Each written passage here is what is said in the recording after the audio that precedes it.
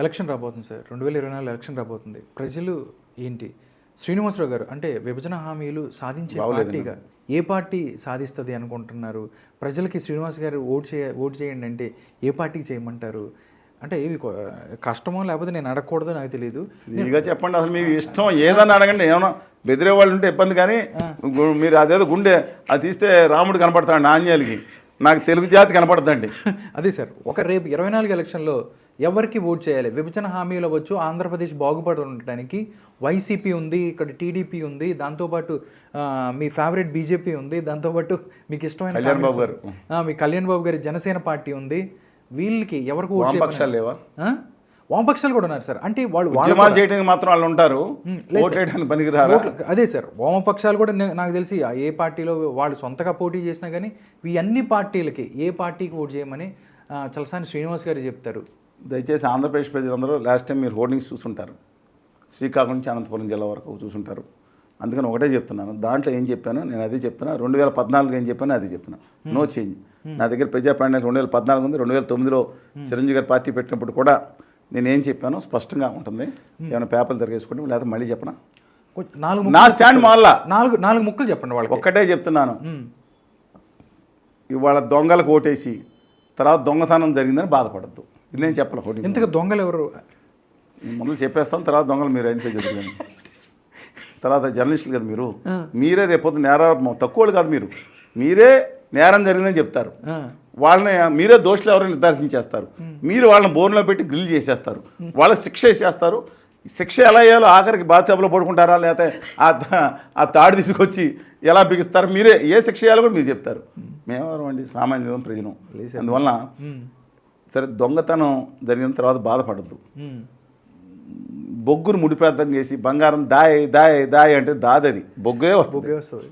మీకు అర్థమైంది కదా? అందువలన మీ నియోజకవర్గాల్లో మంచి వాళ్ళని, నిజాయితీ పరులని, ఏ అభ్యర్థి ఉంటే ఏ పార్టీ ఉంటే ఆ పార్టీ వాళ్ళని ఎన్నుకోండి. ఆఖరికి పార్టీలో లేకపోయినా ఇండిపెండెంట్ ఆయన ఎన్నుకోండి. గెలుస్తాడా గెలవడా, కులమా మతమా వారసత్వ రాజకీయమా చూడమాకండి. వాళ్ళకి 30% ఓట్లు పడేది ఓడిపోయిన నెక్స్ట్ టైం మాత్రం నీతి నిజాయితీ ఉన్న వాళ్ళకి పార్టీలు సీట్లు ఇస్తారు. ఎప్పటికప్పుడు ఇవాళ గట్టి దాటేద్దాం అంటే భయంకరమైన చరిత్ర మనల్ని క్షమించదు. ఇవాళ నేను మీకు తెలిసిన రామేశ్వరరావు గారు ఈస్ట్ గోదావరిలో మంచివాళ్ళు, అవతల కూడా పోటీ చేసిన వాళ్ళు మంచివాళ్ళే ఉండొచ్చు, కానీ అత్యంత సంపన్న పనులు ఉండొచ్చు. రూపాయలు లేని రామేశ్వరరావు గారిని గెలిపించారు. షేక్ సబ్జీ గారిని 10 రూపాయలు లేని మనిషిని చనిపోయారు, దేవంగతలేరు. అలాంటి వాళ్ళని 15 కోట్లు 20 కోట్లు 30 కోట్లు ఖర్చు, వాళ్ళు కూడా బ్యాట్ నేమ్ లేదండి. కానీ ఈ ఏళ్ళని అంటే ప్రజల్లో ఇంకా డెఫినెట్గా నిజాయితీకి ఉంది, కానీ ఆ పిల్లి మెడలో గంట కడతారు ఎవరో అనేది చూస్తూ ఉన్నారు. అందుకని ఒకటే ఫస్ట్ ఏమని చెప్తున్నా, ఉత్తర భారతీయ జనతా పార్టీ మినహా వాళ్ళు న్యాయం చేస్తే వాళ్ళకి కొట్టేయండి. వాళ్ళ అధికారులు కూడా తీసుకురండి, నాకు పొలం గట్టుగా తగదలేదు, 1000 కొబ్బరికాయలు కొడతానన్నా నేను. ఈ మాట మళ్ళీ చెప్తున్నా, రాజ్నాథ్ సింగ్ గారు గుమ్మ ముందు చెప్పి ఆ వీడియోలు ఉన్నాయి, వేసుకోండి. ఇప్పుడు ఎత్తికే ఒప్పుకోలేదు. మీరు కనుక విభజన హామీలు అమలు చేస్తే మొత్తం మీ ఆఫీసు ముందు భారతీయ జనతా పార్టీ అప్పుడు భారతీయ జనతా పార్టీ ఆఫీసు ముందు 1000 కొబ్బరికాయలు కొడతానని చెప్పాను నేను. మాట మీద నిలబడుంటా, నాకు వాళ్ళకి గట్టితో కదలేవు.